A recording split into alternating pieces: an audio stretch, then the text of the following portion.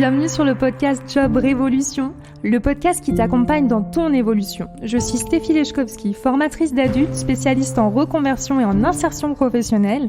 Si tu te poses ces questions, comment retrouver du sens et avoir confiance en toi, comment travailler autrement ou faire une reconversion, comment sortir de ta carapace et trouver ta place, Job Révolution est fait pour toi. Chaque semaine, découvre les conseils de personnes inspirantes pour trouver ta voie et les secrets de recruteurs pour t'accompagner dans ta recherche d'emploi. Si tu aimes ce podcast, je t'invite à t'abonner et à le partager. Bonne écoute!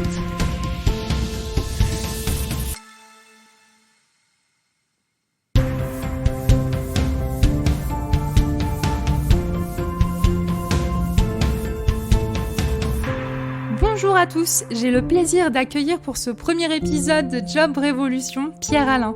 Pierre-Alain est un recruteur au grand cœur.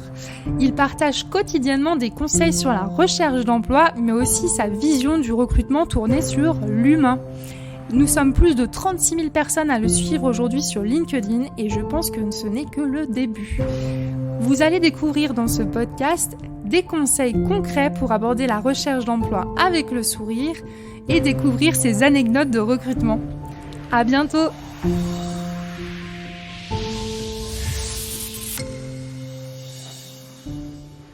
Bonjour Pierre-Alain.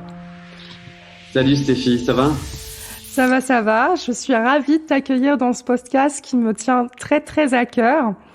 Pour moi, ce podcast, il a pour but justement de montrer que le recrutement est aussi est quelque chose d'humain en fait, et qu'un entretien d'embauche ou toutes les démarches qu'on fait quand on est en recherche d'emploi, c'est finalement une rencontre entre deux personnes avant tout.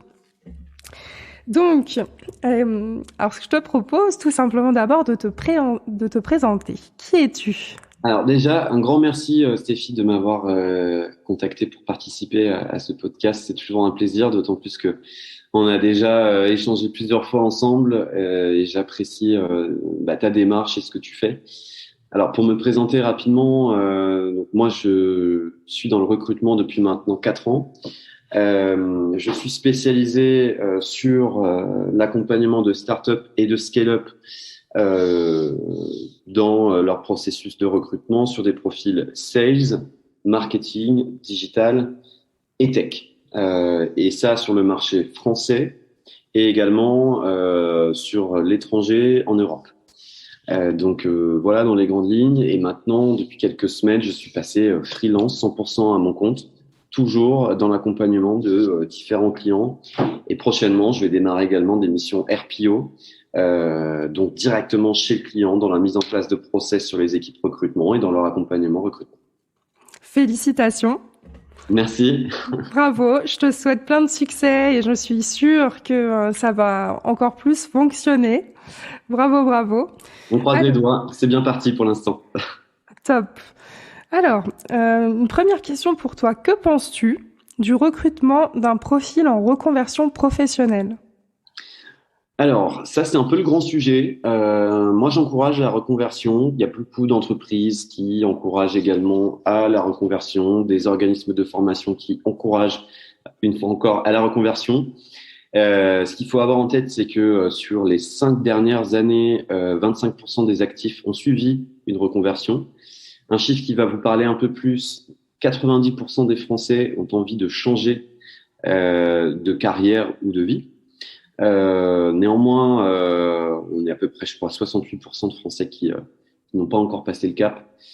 Quoi qu'il en soit, les profils en reconversion, moi je pense que c'est très intéressant. Je pense également que c'est l'avenir. On parle d'ici 2030 de 80% des métiers qui n'existent pas encore.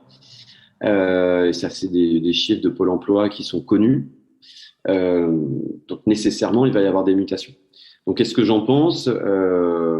Pour moi, il y a un réel intérêt à la reconversion. Il y a des nouvelles compétences qui sont attendues de la part des entreprises.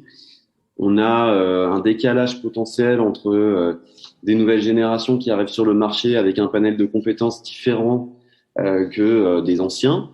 Et donc, je pense que nécessairement, la reconversion est intéressante à ce niveau-là, sur la maîtrise de la tech ou de certains métiers qui sont nouveaux. Puis il y a aussi ceux qui sont en quête de sens et qui vont se reconvertir sur des métiers plus manuels, de créatif, d'artisanal. Et donc je l'encourage. Le fait est que pour répondre à que penses-tu de la reconversion, de recruter un profil en reconversion, je pense que c'est source de grande richesse dans les entreprises. Je pense juste qu'il faut que les entreprises également prennent plus de risques par rapport à ça et qu'elles se mouillent davantage. On encourage. Maintenant, il faut aussi sortir un peu de sa zone de confort et justement aller donner de l'accompagnement, tendre la main à des profils qui ont eu le courage de se reconvertir. Voilà dans les grandes lignes ce que j'en pense. Je pense qu'il faut accompagner davantage les gens en reconversion parce que c'est une preuve de courage, d'audace, de remise en question. Et ce sont des valeurs qui sont souvent prônées par les entreprises. Super, merci beaucoup. Et d'ailleurs, j'encourage aussi les auditeurs à aller voir tes posts parce que c'est vrai que j'ai eu un véritable coup de cœur pour tes posts, notamment parce que tu as la capacité de montrer, j'ai envie de dire, de manière très pédagogique, comment voir un profil, percevoir un profil autrement que par le CV, mais aussi en mettant en avant toutes les... on va parler de soft skills, on va parler de compétences transversales. On peut parler de toute autre chose et je trouve que grâce à ton expertise métier, tu as vraiment cette capacité à le mettre en lumière à travers tes posts et j'espère que ça va permettre aussi au plus grand nombre et donc notamment les personnes qui recrutent à percevoir et à recruter autrement. Donc merci beaucoup. Avec plaisir, c'est l'idée en fait aujourd'hui. Le métier de recruteur alors déjà la fonction de recruteur a pris et prend de plus en plus d'importance dans les entreprises, mais on est encore bien souvent sur des pratiques un peu à l'ancienne et on manque d'ouverture d'esprit.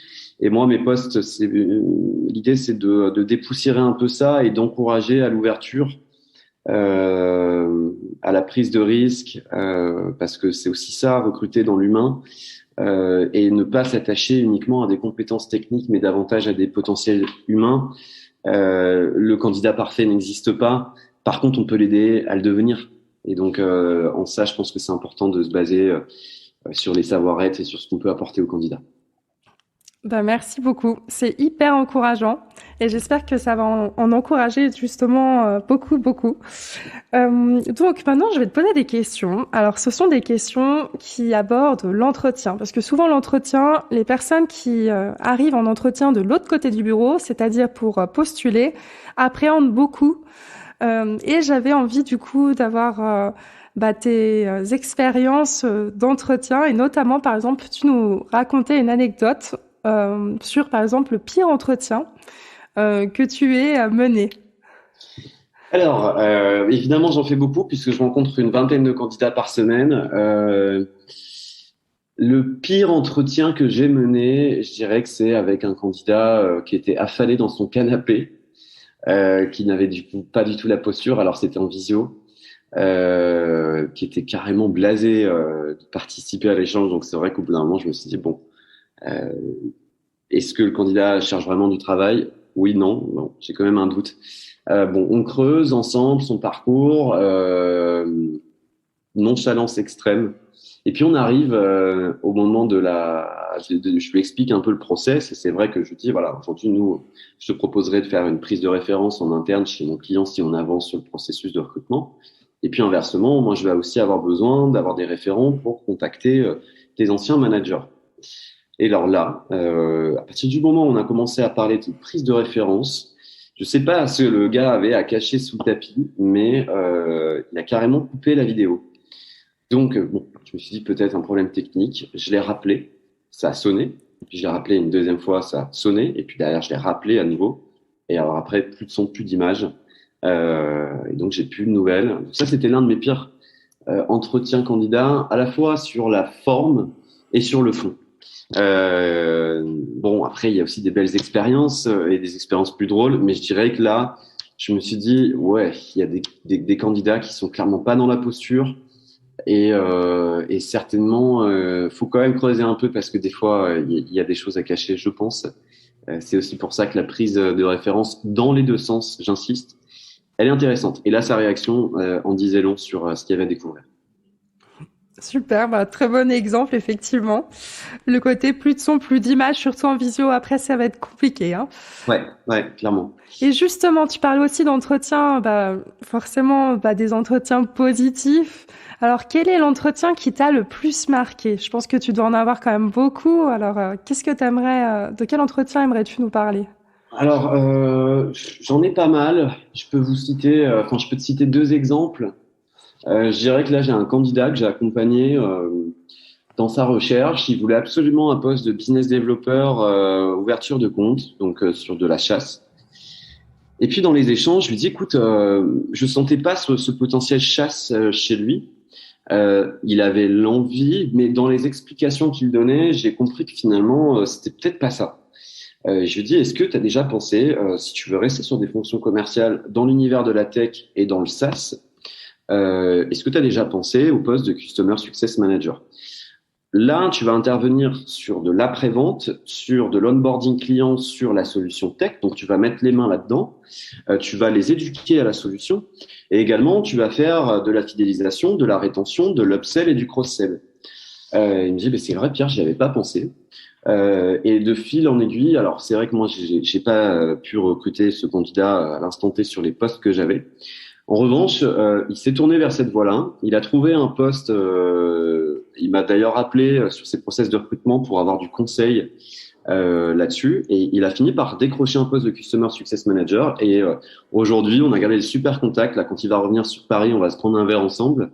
Il me dit, c'est grâce à toi, entre guillemets, que je me suis ouvert à cette voie-là qui correspond davantage certainement à mon tempérament. Je pense que si je m'étais lancé sur un poste de BizDev chasse, je me serais épuisé et j'aurais pas forcément validé ma période d'essai. Donc ça, c'est un premier exemple. Et après, j'ai des candidats qui, par crainte de ne pas être à la hauteur du poste ou de l'environnement de métier, m'avaient décliné des entretiens. Moi, j'ai insisté, je les ai rappelés.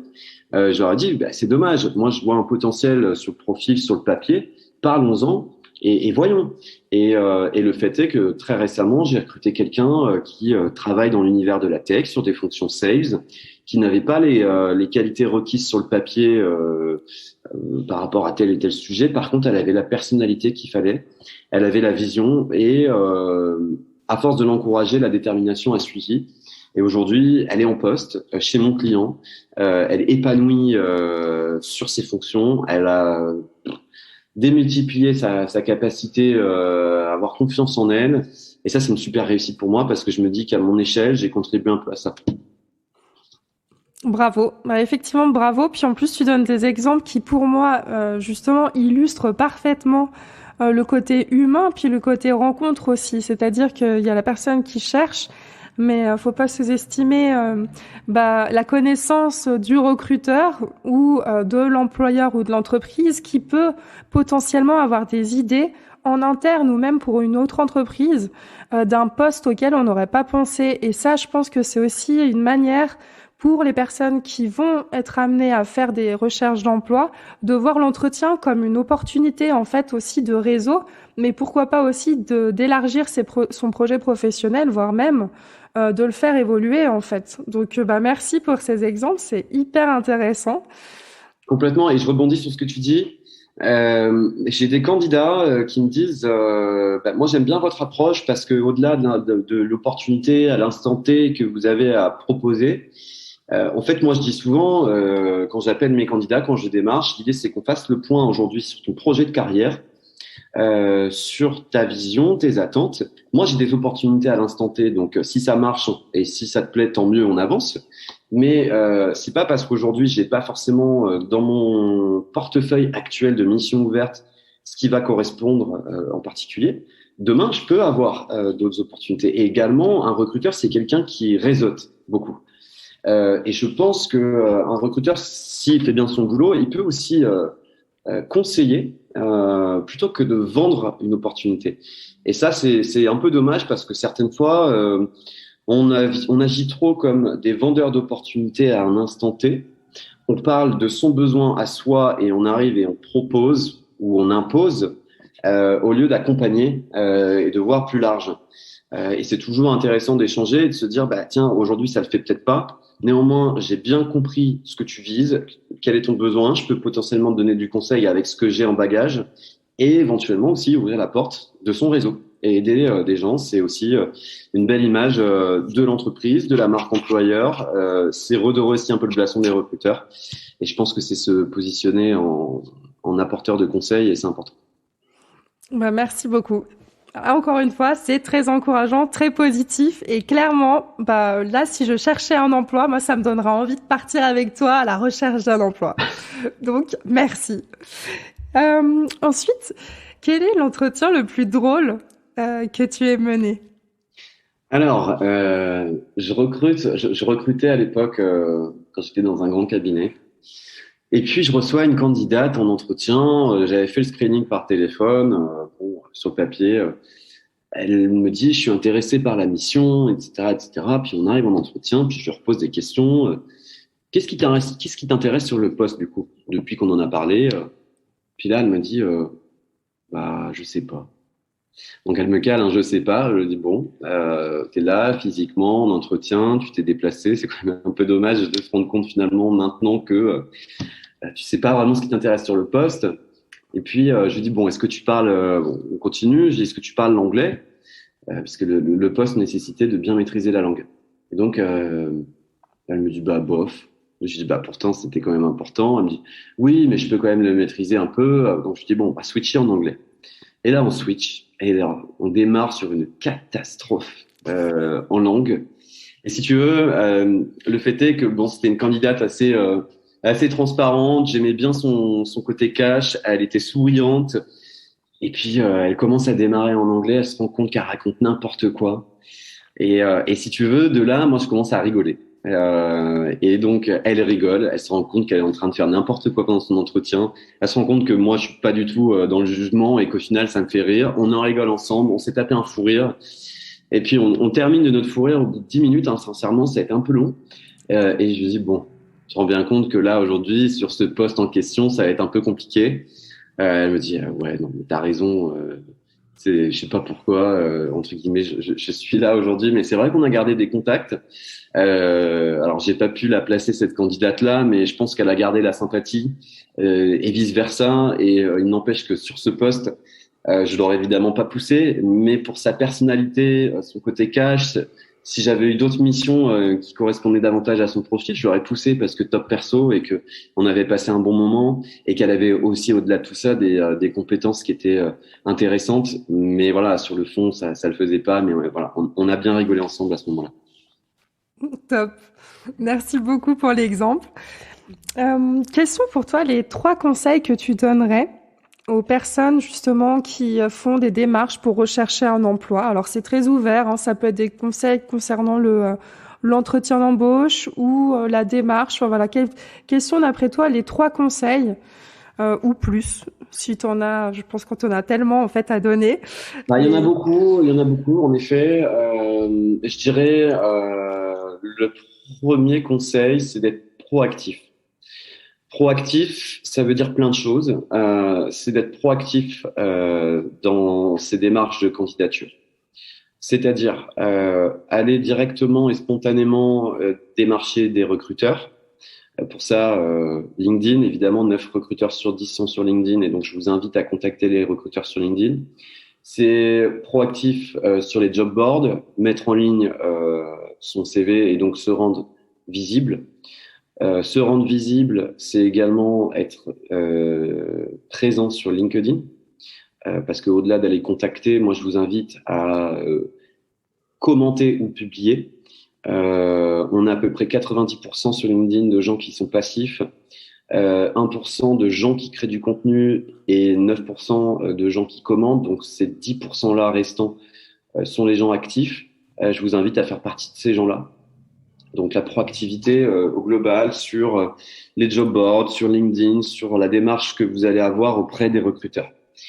Après ça, c'est également d'avoir confiance en vous, de replacer l'interlocuteur que vous avez face à vous comme une personne aussi lambda. Alors l'idée c'est pas d'arriver sur ces sur ses grands chevaux et de se prendre pour ce qu'on n'est pas, mais en tout cas de pas se laisser intimider et de pas perdre ses moyens.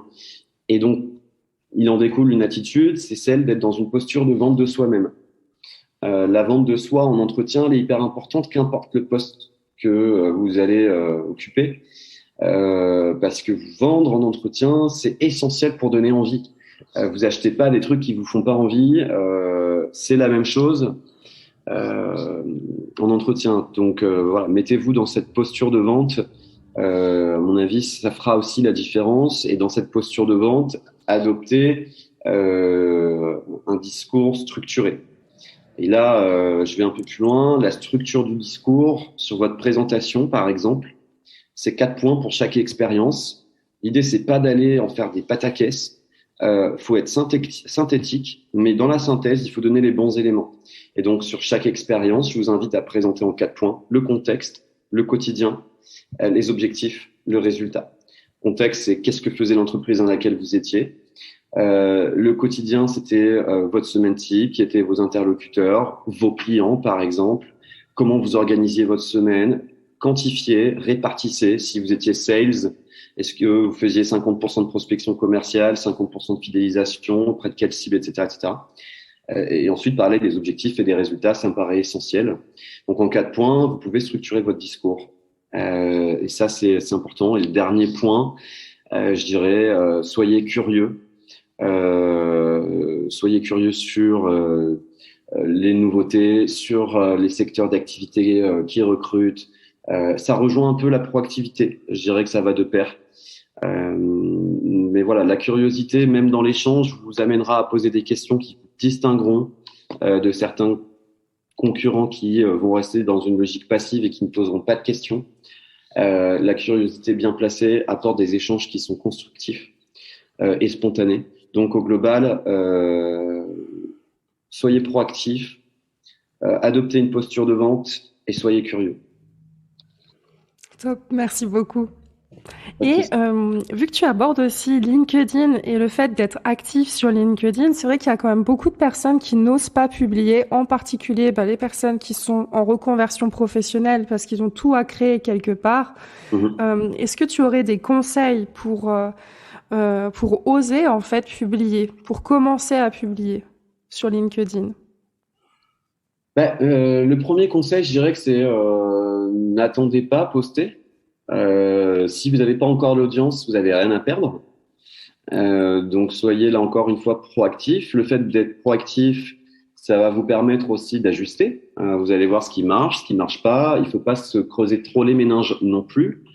Il y a pas mal de personnes, si vous faites une reconversion, je sais pas, dans un secteur d'activité précis, dans le gros hacking par exemple, vous allez aussi potentiellement sur LinkedIn trouver des gens qui sont déjà sur ce marché-là. N'hésitez pas à les suivre, à regarder si vous avez des connexions en commun, à regarder leurs publications, sur leurs publications, à regarder les gens qui ont liké, les gens qui ont commenté. Si vous avez peur de publier en votre nom, vous pouvez déjà très bien commencer par commenter les posts des créateurs de contenu. Commenter régulièrement, ça va aussi vous apporter une visibilité. Avant même de passer à la publication de contenu. Après, sur la publication de contenu, il y a un sujet, c'est que si vous êtes en reconversion, vous avez déjà un storytelling à aborder, celui de votre reconversion, du pourquoi, du comment. Il y a plein de sujets types qui sont intéressants à aborder. Je vous ferai pas la liste des influenceurs qui en parlent, mais il y en a un paquet. Et puis, si vous avez besoin de conseils, vous pouvez toujours aussi me contacter sur LinkedIn en message privé. Il n'y a pas de problème.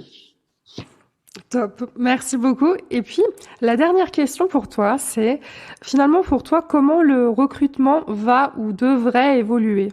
Les méthodes de recrutement en général. Alors, le recrutement est en train d'évoluer à plusieurs niveaux et heureusement, je dirais que on va recruter davantage avec la tech. Ça, c'est un premier sujet. Le marketing étant également très lié. Marketing et tech vont être des gros sujets pour le recrutement. C'est déjà le cas.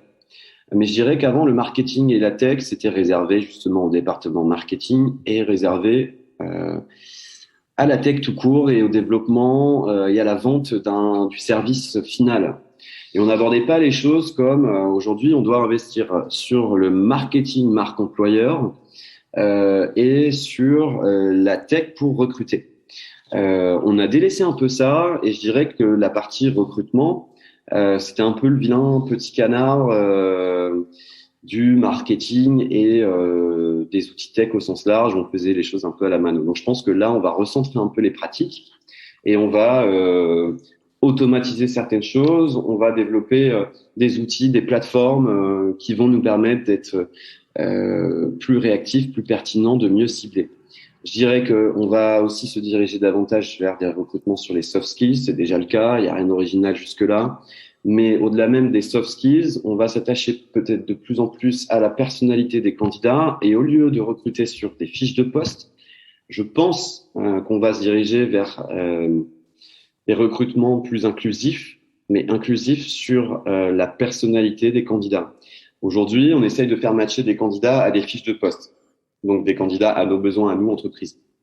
Est-ce que demain, on va pas devoir plus adapter nos offres d'emploi aux besoins candidats et du coup tirer profit de la force de certaines personnalités? Je pense que ça sera un sujet et que du coup, les fiches de poste vont être plus adaptées aux individus, donc vers quelque chose qui sera plus à la carte. Tout dépend des secteurs d'activité. Encore une fois, moi, je suis sur un marché qui le permet. C'est pas le cas partout. Mais en tout cas, cette tendance, je pense qu'elle va tirer aussi les pratiques de beaucoup d'industries. Il y aura un reflet qui se fera plus ou moins prononcé. Voilà, dans les grandes lignes. Et je pense qu'on va aussi s'orienter vers un recrutement où on va soigner de plus en plus l'expérience collaborateur, évidemment. Il faut développer les pratiques d'accompagnement, de carrière pass, de qu'est-ce qu'on projette en évolution pour les candidats qu'on recrute. Il va y avoir une notion d'impact social et environnemental qui va aussi devoir se greffer de façon plus prononcée au processus de recrutement, parce que ça va être un véritable facteur de nous, en tout cas pays riches, où on a quand même une certaine conscience de plus en plus prononcée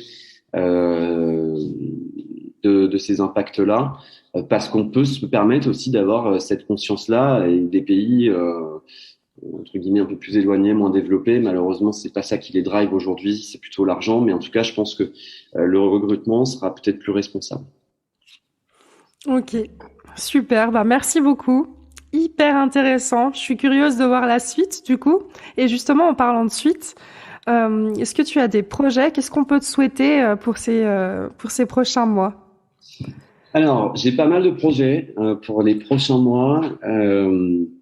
Donc, moi, je me suis lancé là très récemment dans l'univers en tant que freelance. Donc, moi, l'objectif, c'est de continuer sur cette voie. Peut-être à terme de monter ma boîte. Pour l'instant, on va déjà se focus sur mon activité.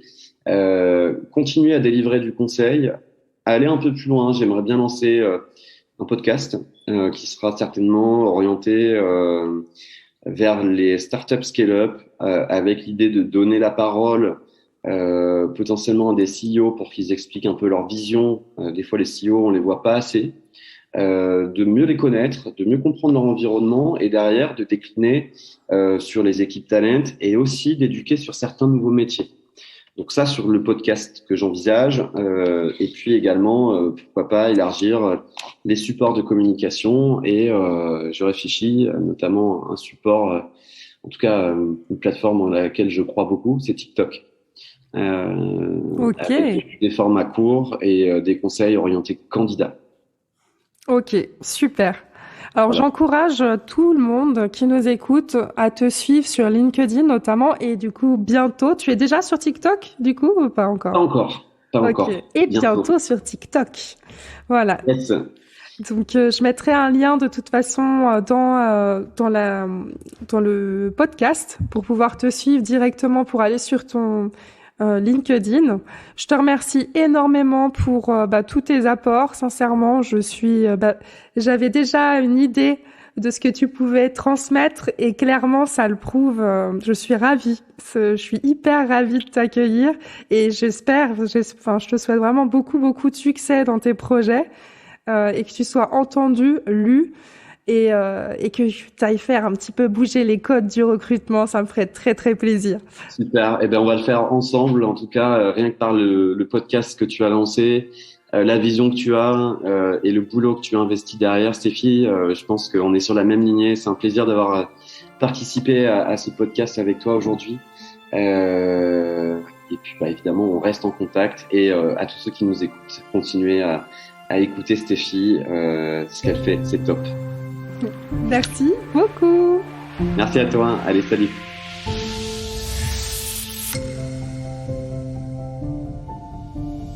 Rebonjour, un grand merci d'avoir écouté ce podcast en entier et un énorme merci à Pierre-Alain pour tous ses conseils et surtout son temps. Merci beaucoup, c'était super intéressant et c'était un réel plaisir de partager ce moment avec toi. Si vous avez aimé ce podcast, je vous invite à vous abonner et à le partager. Rendez-vous la semaine prochaine pour un épisode sur la reconversion professionnelle et l'évolution. À bientôt!